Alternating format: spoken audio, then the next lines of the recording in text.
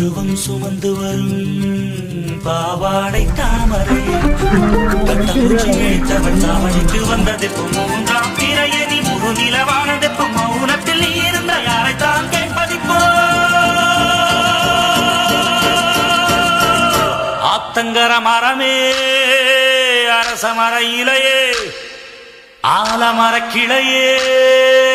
அதில் உறங்கும் கிளியே ஆத்தங்கர மரமே அரச மர இலையே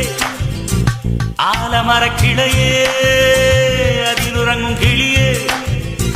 ஓடக்கர உழவு காட்டுல ஒருத்தி யாரு இவ வெடிச்சு நிக்கிற பருத்தி தாவி வந்து சண்டையிடும் அந்த முகமா தாவணிக்கு வந்த ஒரு நந்தவனமா